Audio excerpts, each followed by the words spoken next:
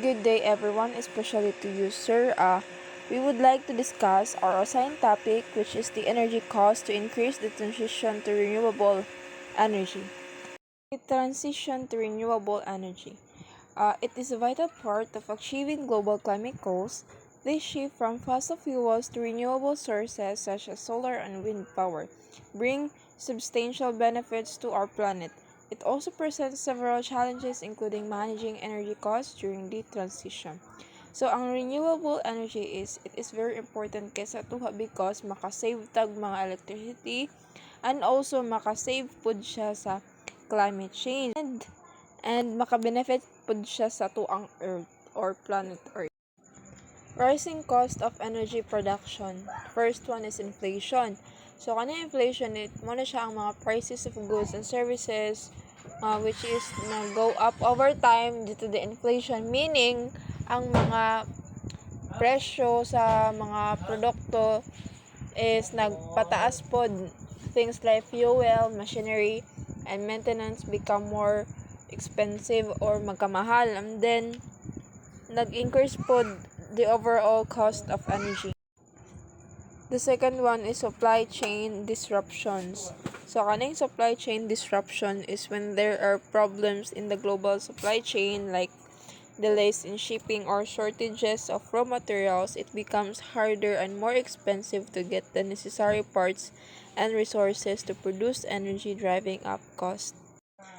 The third one is labor shortages. So, ang kaning labor shortages is if there aren't enough workers to operate energy plants, install infrastructure, or transport energy, companies have to pay higher wages or hire fewer workers, which slows productions and increase costs. And the last one is demand increase. So, kaning demand increase is as more people and industries need energy due to economic growth, population and increases, or more use of technology, the demand rises. So when demand exceeds supply, prices naturally go up, making energy production more expensive. So there are three factors driving higher energy costs. The first one is fossil fuel reliance.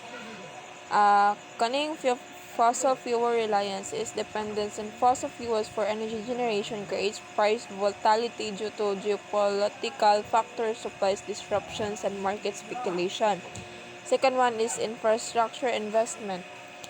Developing and maintaining a robust renewable energy infrastructure requires significant upfront investment, which can drive up energy costs initially.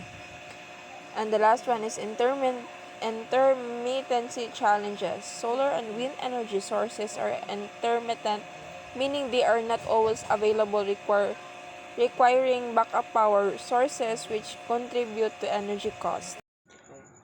Climate change risks are already pushing insurance costs higher because it's significantly impacting the insurance industry, leading to higher premium and, in some cases, reduced coverage availability. Extreme weather events such as hurricanes, wildfire, floods, and drought are being more frequent and severe, resulting in higher costs for insurers. Increased frequency of natural disaster.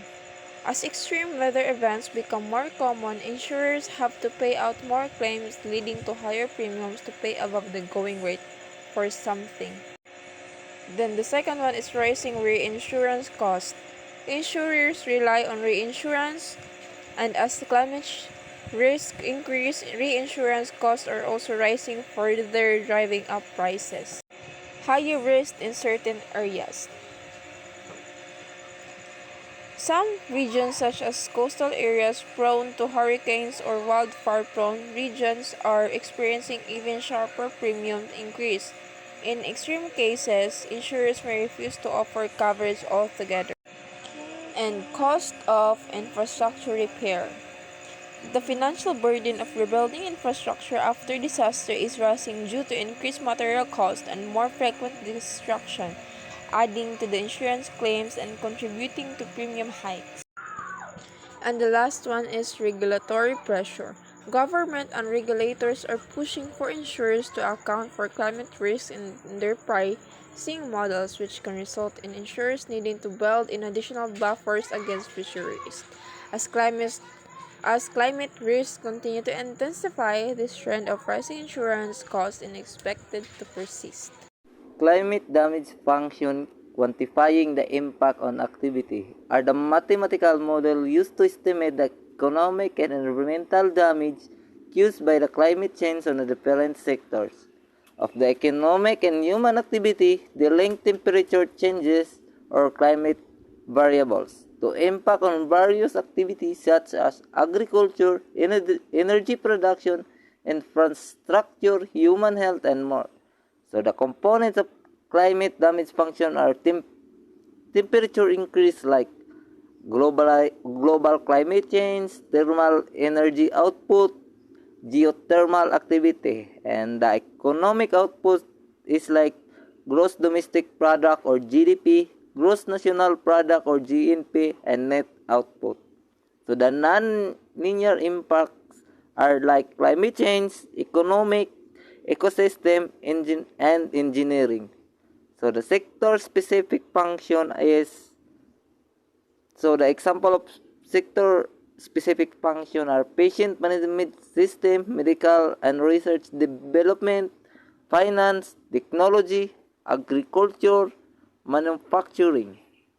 So the climate function are critical tools for understanding the quantifying economic impact of the climate change on various sectors. They provide insight into how different levels of warming may affect global regional economies and inform policies decisions aimed at reducing emission and mitigating damage. So the conclusion is while the transition to renewable energy may lead to the higher short-term energy cost, the long-term benefits for outweigh these external expenses. So it's better to use a renewable energy like solar system because every day has a they can get the energy from the sun, and if we use a fossil fuel, it's take more than 1,000 years to renew that fuel, and so it's better to use renewable energy or solar energy, and so that they can they can save we can save a lot of energy to destroy the atmosphere. Kar kabilan, nagpahinumdum, bisag unsa kalipsod ang kinabuhi, ayaw kalimot pagpauto.